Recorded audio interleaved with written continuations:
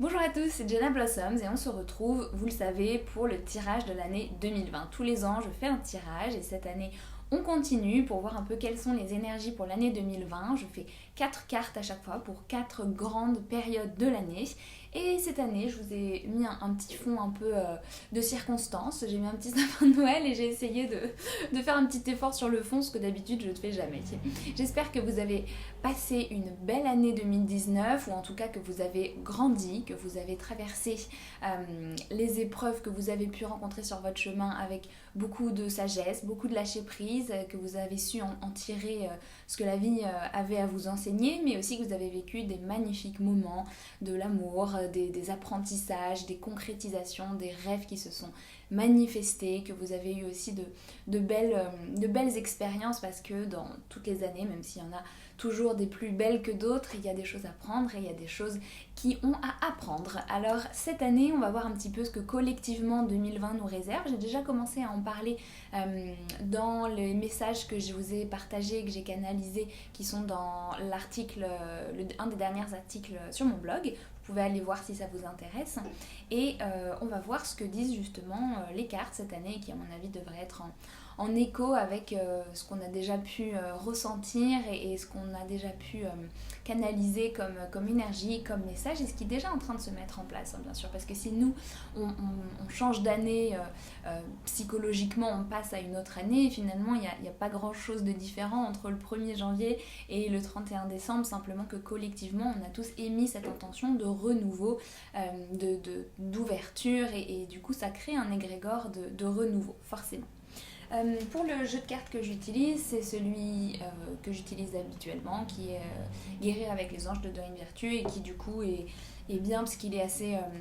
les cartes sont assez ouvertes pour laisser place à l'interprétation, une interprétation plus large. Alors j'ai pas encore fait le tirage, donc je vous invite aussi pendant qu'on fait cette vidéo ensemble et que je tire les cartes, c'est la première qui vient d'arriver, à poser vos intentions pour 2020 si ce n'est pas encore fait, et puis peut-être à méditer aussi qu'est-ce que vous avez envie d'emporter avec vous comme enseignement et comme cadeau que 2020 vous a fait, comme transformation que vous avez vécue, des choses que vous avez peut-être ressenties, des choses sur lesquelles vous avez travaillé cette année et vous sentez que vous avez fait un réel progrès.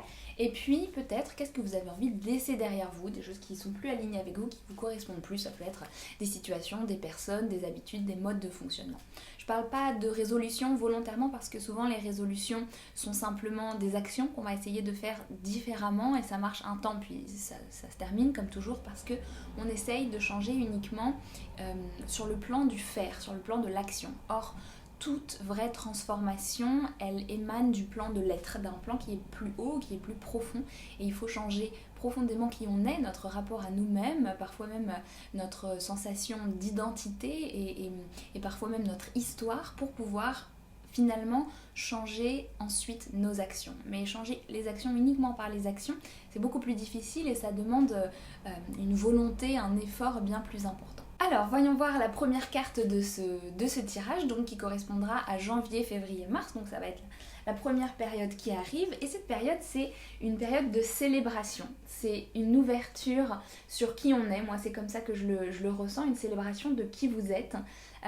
L'un des messages que j'ai reçus très fort sur cette année 2020, c'est qu'il va y avoir beaucoup de ce que j'appelle moi des coming out. C'est une idée qu'on m'a soufflée là-haut. C'est-à-dire cette idée de s'autoriser à être vraiment soi-même et de se révéler sous son plein jour, d'être dans sa pleine lumière et ce qu'il y a à l'intérieur. Et en plus, je trouve ça intéressant parce que cette carte, elle a une pleine lune et la lune, c'est ce qui correspond à la nuit, donc à l'intériorité, aux parties peut-être parfois les plus sombres de nous, à ce qui est caché. Et or, quand la lune est pleine, elle est dans sa lumière, elle est éclairée par le soleil, donc tout d'un coup, on voit ce qui se passe. La nuit n'est plus tout à fait noire. Et c'est exactement cette énergie-là qui va nous accompagner pendant ces 3 premiers mois, c'est-à-dire outre la célébration de qui on est, donc vraiment se sentir en paix avec soi-même, avoir confiance en soi, un travail sur ça et puis un travail aussi sur l'amour pour soi, c'est aussi une période où on va s'autoriser à se montrer tel que l'on est, et ça dans la joie et dans le lâcher-prise, c'est-à-dire on va s'autoriser à peut-être révéler des parties de nous-mêmes qu'on avait mises de côté, parfois dont on n'avait même pas conscience, parfois qui étaient aussi oubliées de façon volontaire parce qu'on n'a pas envie, on pense que c'est un rêve idiot, on pense que c'est réservé à d'autres, on pense que c'est quelque chose qui est à l'intérieur de nous qui est pas beau, qu'il faut cacher, qu'il faut oublier, dont on a honte, tout un tas de raisons qui font que parfois on met de côté une partie de nous-mêmes qui en fait a besoin de s'exprimer, ou pour guérir s'il s'agit d'une blessure, s'il s'agit d'un souvenir douloureux qui a besoin d'être retravaillé par exemple, ou libéré, ou bien si c'est une partie de nous au contraire qui est très lumineuse, qui a envie de sortir mais qu'on contraint, qu'on bloque parce qu'on a peur du regard des autres, on a peur de l'échec, on a peur de encore tout un tas de choses possibles. Je suis sûre que vous aurez plein de raisons personnelles qui font que du coup vous avez cette tendance, on a tous cette tendance à bloquer des parties de nous-mêmes parce qu'on a l'impression qu'on n'a pas le droit d'être entièrement qui l'on est. D'ailleurs, on sait parfois pas toujours qui l'on est exactement, ça veut dire quoi exactement.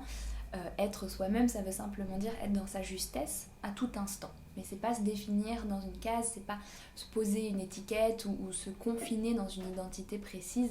C'est beaucoup plus vaste que ça, c'est être dans l'émanation de soi en permanence. Donc cette première partie de l'année, ce que je ressens, c'est que ça va être une opportunité pour s'ouvrir et pour s'autoriser à sortir de sa zone de confort, certes, et puis à se révéler beaucoup plus en profondeur. Vraiment, ce qui était caché, ce qui était occulté, ce qui était sombre d'une certaine manière, à l'intérieur de nous, on va le faire remonter à la lumière. Donc, un conseil pour cette période-là, c'est de laisser venir sans jugement ce qui peut arriver, que ce soit à travers des événements extérieurs de votre vie qui peuvent un peu vous challenger, ou au contraire à travers des rêves, des envies, des visions qui vous portent et que vous allez devoir tenir à cœur et suivre le chemin qu'elle vous indique de prendre avec beaucoup de courage, même si c'est parfois délicat.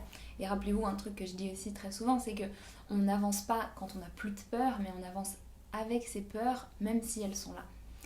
On va voir maintenant quelle est la carte pour la deuxième partie de l'année. Donc la deuxième partie de l'année, ce sera avril, mai et juin, donc la période du printemps. Et cette carte, qui est une très belle carte, et je pense que beaucoup d'entre vous seront très heureux, la réponse à vos prières sont entendues. On est en train de poser actuellement des intentions pour 2020, des résolutions, des intentions, des objectifs selon les personnes.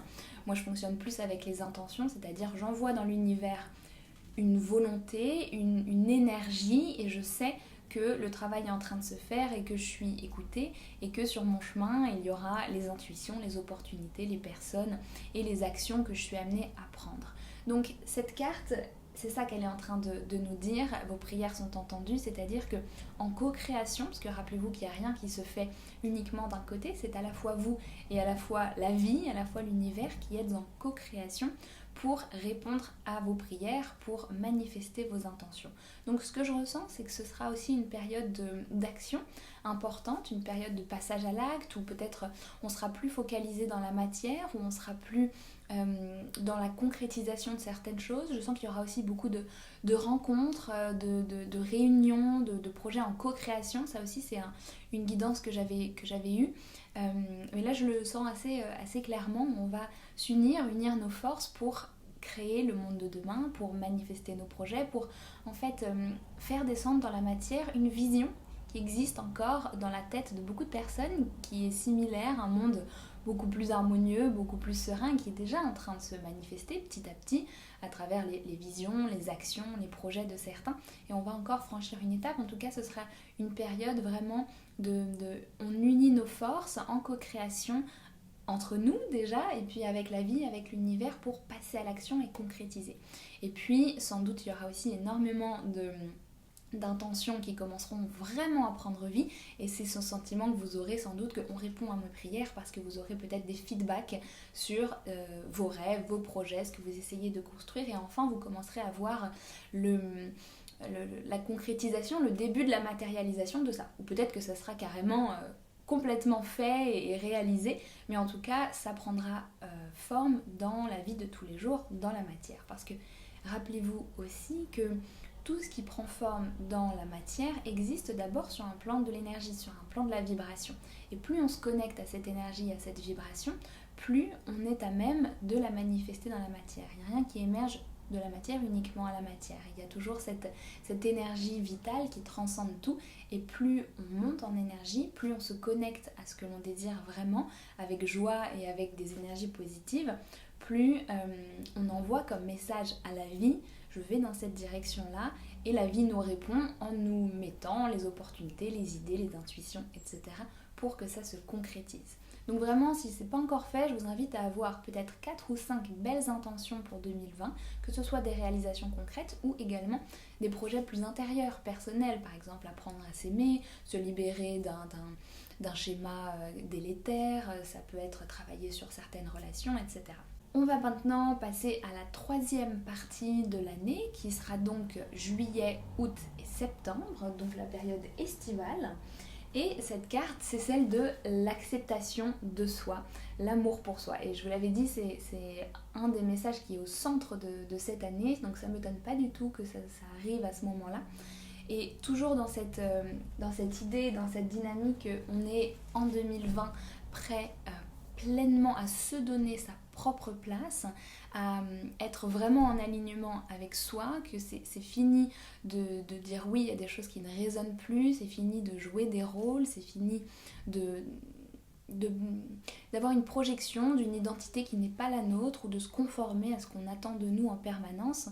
On est prêt en 2020, quand on a le courage et quand on ouvre suffisamment son cœur, on est prêt à profondément être soi et prendre sa place. Prendre sa place, c'est s'accepter bien sûr, mais ça veut dire aussi cesser, abandonner la culpabilité, le jugement envers soi, le rejet de choses qu'on a pu faire par le passé, de son corps, de cette vision qu'on peut avoir de l'échec ou qu'on n'arrive pas à certaines choses.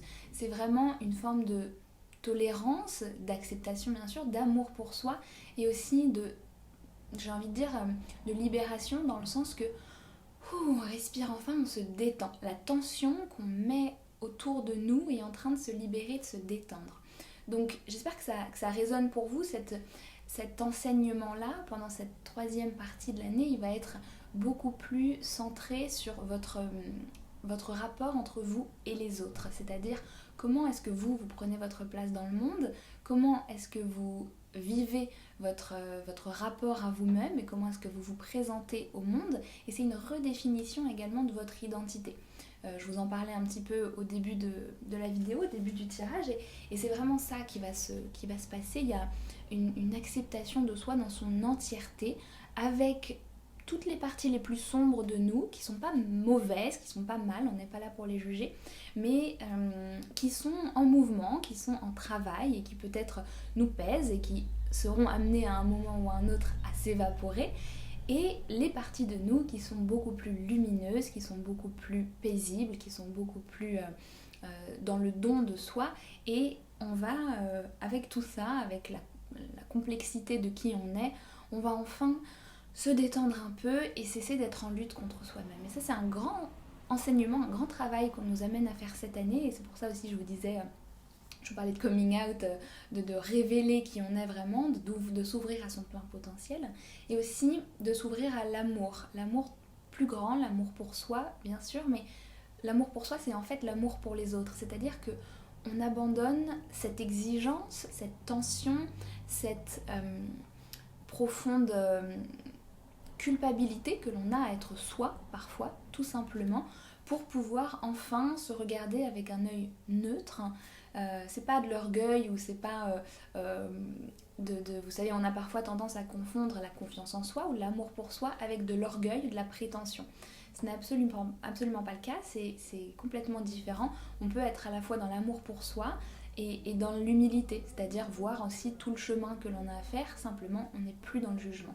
Donc cette période-là, cette troisième période de l'année, ce moment d'acceptation de soi, c'est un moment où en plus vous avez vu il y a un petit ange qui est nu, c'est un moment où on continue de se mettre à nu par rapport à soi-même et c'est pas dangereux, au contraire c'est quelque chose d'utile. Pourquoi ? Parce que les relations que l'on noue et que l'on crée lorsque l'on se met à nu, lorsque l'on s'autorise, on baisse un peu les armes, on laisse tomber la carapace, sont des relations qui sont beaucoup plus authentiques, beaucoup plus vraies.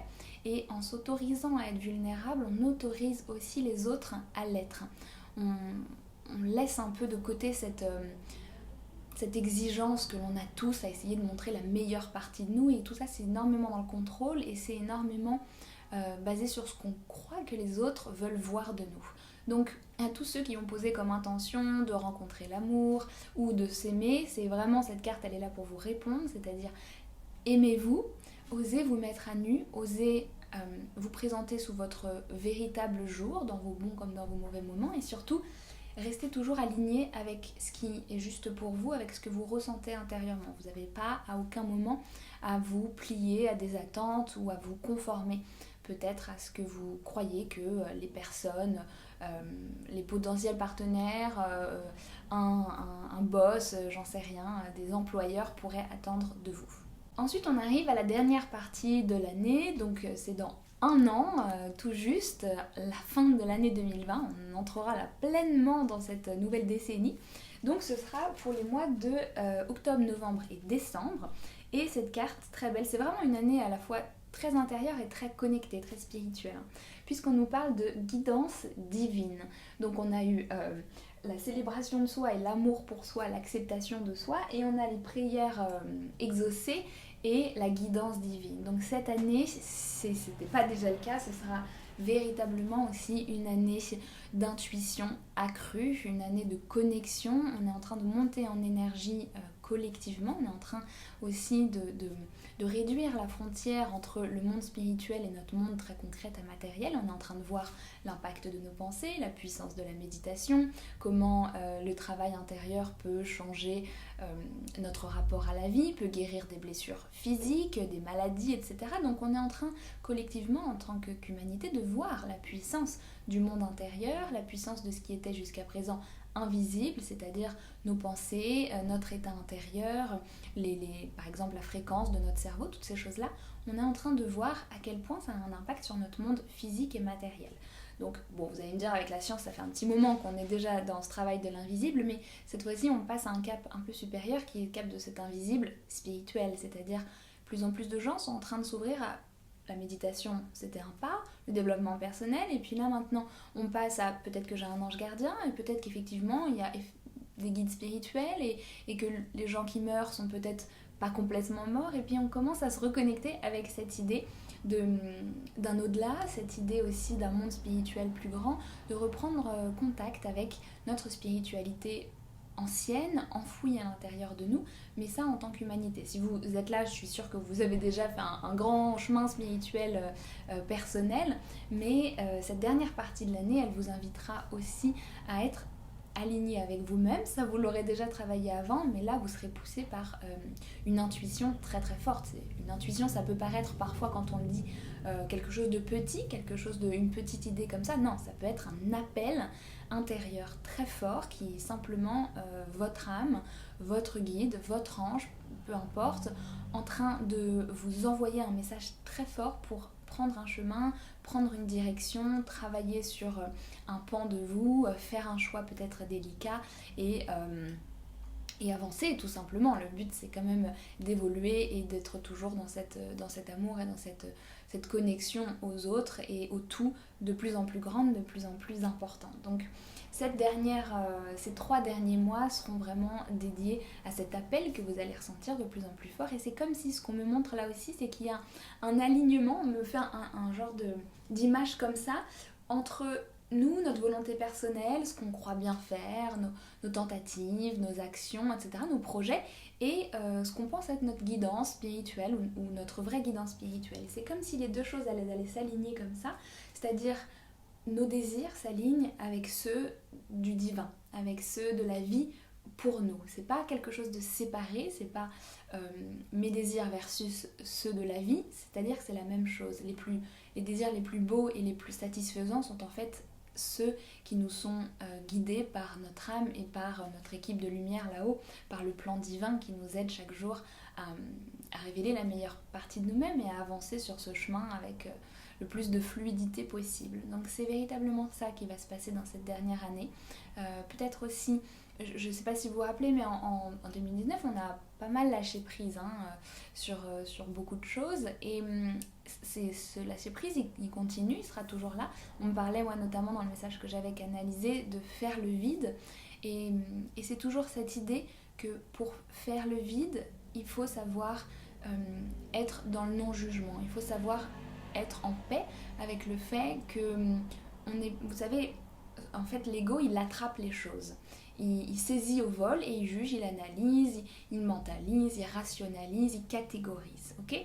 Et comment faire le vide, comment continuer et s'aligner avec sa guidance divine, c'est justement en cessant d'être en permanence dans cette volonté d'attraper les choses et de les catégoriser. Vous voyez, cette volonté de toujours tout enfermer, tout penser, tout juger, c'est autoriser les choses à être, tout simplement. Et moins on est dans cette volonté de contrôler le monde, plus en fait on entre dans cette fluidité de la vie, dans ce flow, dans cette énergie, comme de l'eau d'une rivière qui coule, vous voyez. Et donc c'est ça aussi l'enseignement de cette dernière partie de l'année, d'aligner nos désirs avec ceux de la vie et de retrouver une fluidité beaucoup plus importante. Et je suis sûre que vous l'avez déjà vécu dans votre vie, des moments où vous êtes vraiment, vous avez écouté un désir qui était profond, une volonté qui était presque un appel intérieur, et vous avez senti qu'il y avait comme quelque chose de plus grand qui vous portait parce que tout d'un coup tout est aligné et vous êtes soutenu, énormément soutenu. Et c'est d'ailleurs sur ce mot qu'on pourrait terminer ce tirage de l'année, être soutenu, le soutien, parce que même si je suis sûre que vous le savez, c'est toujours important de rappeler à quel point notre équipe de lumière, nos guides, nos anges, notre âme tout simplement est là en permanence pour nous soutenir, pour nous tirer vers le haut, pour nous entourer, pour nous apporter tout ce dont on a besoin. Et cette année, visiblement, ça va être quelque chose de très fort. À la fois, vous allez devenir votre propre soutien et à la fois, vous allez ressentir plus que jamais le soutien de la vie. Hein. C'est exactement comme ça que ça se passe. Aide-toi et le ciel t'aidera. Hein. C'est pas une phrase dite au hasard, c'est vraiment quelque chose de très vrai. C'est à partir du moment où vous faites le premier pas, où vous êtes prêt à vous accepter, à vous aimer et à avancer profondément dans à la fois l'humilité mais l'amour pour vous et la joie, alors tout se met en place, il y a une fluidité qui se passe et vous vous sentez accompagné dans tous les moments, les difficiles comme les joyeux et comme les réussites. Et c'est ce que je vous souhaite de vivre particulièrement et en majorité en 2020, des réussites, des concrétisations de vos projets, une ouverture du cœur toujours plus grande, de lâcher prise de tout ce qui vous encombre et tout ce dont vous n'avez plus besoin. Laissez ça en 2019, laissez ça derrière vous. On est en permanence en train de se réinventer et c'est une bonne chose, il n'y a pas de regret à avoir. Soyez qui vous avez envie d'être. On aime bien les renouveaux en tant qu'être humain parce qu'on peut toujours recommencer, reprendre à zéro et ça donne ce sentiment que on a le droit de plus juger qui on était par le passé. Donc utilisez cette opportunité et amusez-vous bien en 2020. Moi je vous retrouverai cette année pour plein de projets, plein de choses super qui vont sortir. J'ai 3 choses qui seront publiées cette année normalement. Je vous en dirai plus très bientôt et puis on se retrouve dans les ateliers mensuels de Reconnect, sur YouTube, sur Facebook, sur Instagram, où vous voulez et j'espère à très bientôt dans l'un de ces endroits pour continuer à avancer ensemble, à monter en énergie, en vibration et moi je vous envoie plein d'amour, plein de bonnes énergies, je vous fais des gros bisous et je vous dis à très bientôt.